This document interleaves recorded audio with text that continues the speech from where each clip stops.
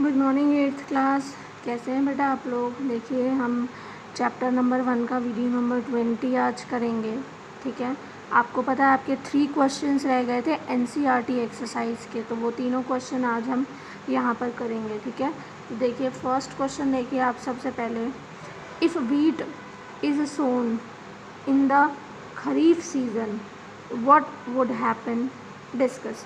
आपसे कहा गया है यदि गेहूं की जो फसल है, अनाज की जो फसल है, उसे खरीफ के सीज़न में बो दिया जाए, यानी खरीफ फसल के मौसम में बो दिया जाए तो क्या होगा, इसके बारे में आपको बताना है। तो ये बुक में नहीं है क्वेश्चन, इसलिए मैंने आपको नोट्स प्रोवाइड करा रही हूँ इसके। तो इसका आंसर देखिए क्या रहेगा, rabi, wheat is a rabi crop, यानी जो अनाज है, जो गेहूँ है, वो एक रबी की फसल है।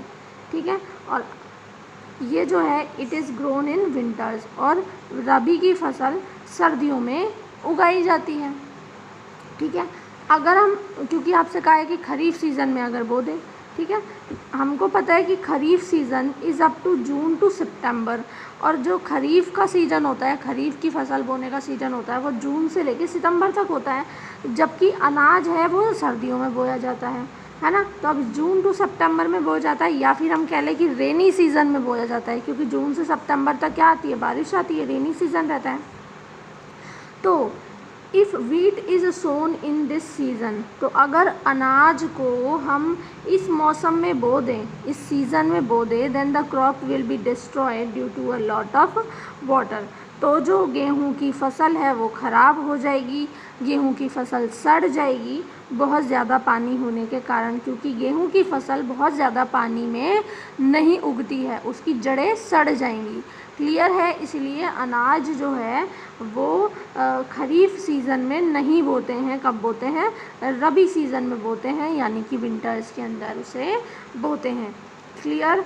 इसमें नेक्स्ट आपका क्वेश्चन है, explain how soil get affected by the continuous plantation of crop in the field, यानी कि एक खेत के अंदर कंटिन्यूअस प्लांटेशन, यानी कि लगातार फसल जब आप बोते रहते हैं, कंटिन्यूअस प्लांटेशन आप कर रहे हैं, लगातार फसल बोए जा रहे हैं, तो उसकी मिट्टी पर क्या प्रभाव पड़ेगा। ठीक है, तो इसका आंसर देखिए आप बेटा कि we should not do continuous plantation, हमें लगातार फसलें नहीं बोते रहना चाहिए, because we do that, because if we do that, क्योंकि यदि हम ऐसा करते हैं, यानी लगातार हम फसलें बोते रहते हैं, that then the fertility of soil became less, तो जो मिट्टी का उपजाऊपन है वो कम हो जाता है।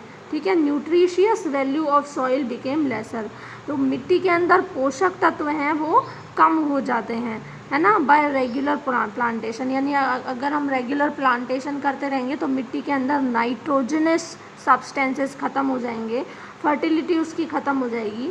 सो we should left the field for some days after a crop cultivation, इसलिए हमें एक फसल उगाने के बाद दूसरी फसल उगाने से पहले कुछ दिन के लिए जो है खेत को खाली छोड़ देना चाहिए, या फिर हमें बदल बदल कर फसलें उगानी चाहिए। एक जैसी फसल लगातार एक खेत में नहीं उगानी चाहिए, इससे मिट्टी खराब हो जाती है। Clear. And last question of the chapter is, यहाँ चैप्टर आज आपका फिनिश हो जाएगा। लास्ट चैप्टर क्या है आपके, लास्ट क्वेश्चन है व्हाट आर वीड्स, वीड्स क्या होते हैं, how can we control them, और हम इन्हें कैसे कंट्रोल कर सकते हैं, यानी कि खरपतवार क्या होती हैं और हम उन्हें किस तरह से कंट्रोल कर सकते हैं। देखिए यहाँ पर वीड्स, वीड्स यानी खरपतवार क्या होती हैं, unwanted plants that grow along with crops are called weeds, यानी कि अनचाहे पौधे जो आपकी फसलों के साथ उग आते हैं, जिन्हें आप उगाना नहीं चाहते, अनचाहे पौधे हैं।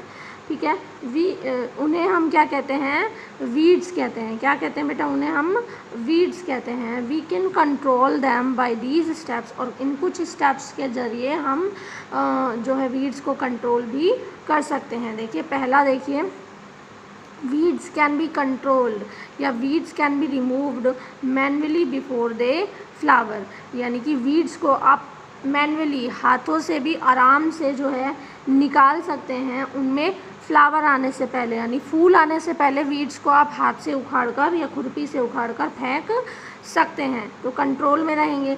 Bye ploughing the field before sowing, और बीज बोने से पहले, फसल मतलब बीज बोने से पहले अगर आप खेत को जोत देते हैं तो खेत जोतने से मिट्टी उलट पुलट होने से खरपतवार जो है निकल जाएंगी जड़ से और सूख कर ख़त्म हो जाएंगी, ठीक है। एंड थर्ड देखिए, बाय यूजिंग वीडिसाइड्स यानी कि कीटनाशकों के उपयोग से, खरपतवार नाशी के उपयोग से, केमिकल होते हैं इनका अगर हम उपयोग कर लेते हैं तो इनसे भी जो है क्या हो जाता है, खरपतवार ख़त्म हो जाती हैं। क्लियर। तो बेटा यहाँ आपका चैप्टर नंबर फर्स्ट, हालांकि लंबा चैप्टर था पर आज ये चैप्टर आपका यहाँ फिनिश हो जाता है। तो आप क्या करेंगे, ये क्वेश्चन CW में लिखेंगे और लर्न करेंगे। इन क्वेश्चंस को बार बार लर्न करें जब तक आपको अच्छी तरह से नहीं हो जाए, लिख कर देखें। नेक्स्ट वीडियो के अंदर हमारा नेक्स्ट जो चैप्टर है, सेकंड चैप्टर है, वो हम स्टार्ट करेंगे। सेकंड चैप्टर स्टार्ट हो उसके पहले ज़रूरी है कि चैप्टर फर्स्ट आपका क्लियर हो जाए, इसलिए आप लर्न कीजिए। Thank you.